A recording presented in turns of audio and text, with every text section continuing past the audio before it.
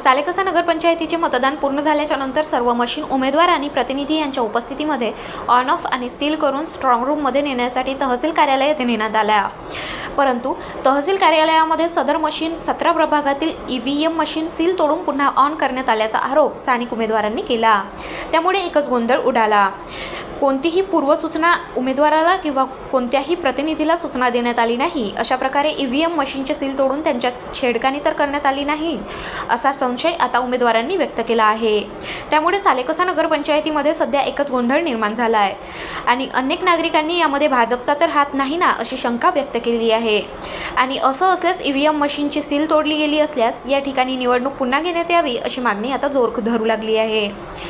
त्यामुळे सालेकसामध्ये सध्या तणावपूर्ण वातावरण आहे।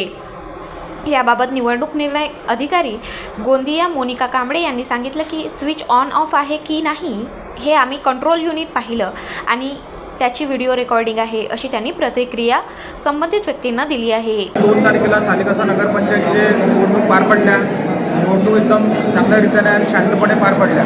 पण काल रात्री 9 ते 10च्या दरम्यान जे निवडणूक कक्ष अधिकारी होते श्रीमती मोनिका कांबळे मॅडम यांनी काल EVMचे मशीनचे सील उघडल्या व त्याच्यामध्ये परत त्यांनी ते सील लावल्या। त्यांचं असं म्हणणं आहे की त्यांना 6:15 वाजता एक परिपत्रक प्राप्त झाले, त्याच्यानुसार त्यांना चेक करायचं होतं मशीन की चालू आहे का नाही आहे। जे पण त्या पत्रकात दिली नसेल बॅटऱ्याबद्दल संदर्भात होतं। पण आमचा आक्षेप हेच आहे की त्यांनी कोणत्याही उमेदवाराला किंवा त्यांच्या जनप्रतिनिधीला किंवा त्यांच्या प्रतिनिधीला बोलवलं नाही। त्यांना न कळवता त्यांनी हे काम स्वतः एकट्यामध्ये केलेलं आहे।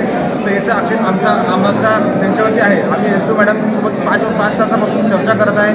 त्यांनी निवडणूक अधिकाऱ्यांना किंवा निवडणूक आयोगाला आतापर्यंत कोणती सूचना केली नाही आहे। आम्ही आग्रह धरला की त्यांनी ते निवडणूक आयोगाला त्यांनी त्याची रिपोर्टिंग करावी। आता SDO मॅडम आता अहवाल टाईप करायला गेलेले आहेत। आमची हीच मागणी आहे की जे पण आपले कर्मचारी व निवडणूक पक्ष अधिकारी याच्यामध्ये नियमन होते सगळ्यांवरती निलंबनाची कारवाई झाली म्हणजे त्वरित झाली पाहिजे। 2/12चा जो राज्य निवडणूक आयोगाचा परिपत्रक आला त्या परिपत्रकाप्रमाणे आधी बूथवर सर्व बूथ निहाय त्याला तपासणी करायचा होता। जो प्रॉब्लेम असेल, जे काही बॅटरी डिस्चार्ज होऊ नये, बॅटरी डिस होऊ नये, हे सर्व प्रॉब्लेम हे पहिल्यांदा पडताळणी करून त्याला सीलपॅक करायची होती। त्यावर उमेदवार एजंट यांचे सर्व स्वाक्षऱ्या घ्यायच्या होत्या रीतसर। परंतु तसं घेऊन सुद्धा यांनी इथं पेट्या EVM मशीन आणली। EVM मशीन आणल्याच्या नंतर कंट्रोल रूममध्ये आणल्याच्या नंतर यांनी स्वतःच्या मनमर्जीनं सदस्याला न विचारता स्वतःच्या मनमर्जीने यांनी EVM मशीन खोलली आणि बॅटरी डिस्चार्जच्या नावावर त्यांनी छेडछाड केली। आता अर्थात काय झालं हा म्हणणं कठीण आहे, परंतु त्यांना जरी बॅटरी डिस्चार्जच्या प्रमाणाकरिता खोलायचं होतं तर त्यांनी पहिल्यांदा उमेदवार आहे, एजंट आहेत, यांच्या स्वाक्षऱ्या घेतलं पाहिजे होतं का बाबा असं शासन परिपत्रक आलं, निवडणूक आयोगाच्या परिपत्रक आलं किंवा सूचना आल्या। तर असं न करता जरी असा कुठला अधिकारी कर्मचारी करत असेल तर हा संविधानाच्या विरोधात आहे। इथे असा वाटून राहिला की लोकशाहीची हत्याच झाली आहे इथे आणि इथे काही लोकतंत्र अशी काही परिस्थिती राहिली नाही आहे। अधिकारी ज्यांना आम्ही सांगून राहिलो की असा प्रकार घडला पण तेही काही कानामानी करून नाही राहिले, कोणत्याही गोष्टीवर लक्ष देऊन नाही राहिले। याच्या विरोधात उद्या आम्ही निर्णय करणार आहोत आणि बहुतेक पूर्ण तालुका सालेकसाच नाही तर पूर्ण तालुकाही बंदचे आव्हान आम्ही देऊ शकतो।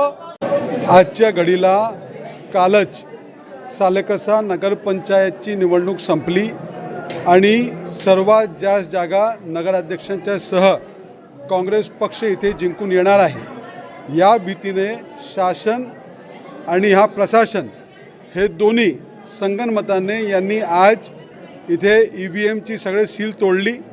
आमच्या एकही प्रतिनिधी बोलवला नाही आणि जे काय घोटाळा केला EVMची टॅम्परिंग करून टाकली।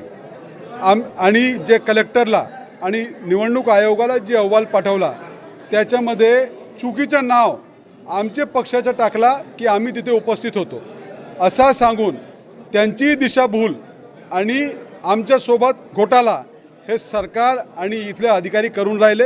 आरोप पहिला आहे की कंत्राटदार नसावा उमेदवार, परंतु भाजपचे नगराध्यक्षपदाच्या उमेदवाराच्या मालकीच्या वाहनात सगळ्या मशीन बूथवरून या स्वीकृती केंद्रावर आणण्यात आल्या शंका आहे. तदनंतर आम्हाला कुणालाही न बोलवता, मी सुरुवातीच्या काळात होतो पण तदनंतर माझ्या अनुपस्थितीत मग कोणी नव्हते, परस्पर निवडणूक निर्णय अधिकाऱ्यांनी पेट्या उघडल्या, सील केलेल्या पेट्या उघडल्या, नंतर सील केल्या आणि स्ट्रॉंग रूममध्ये जमा केल्या.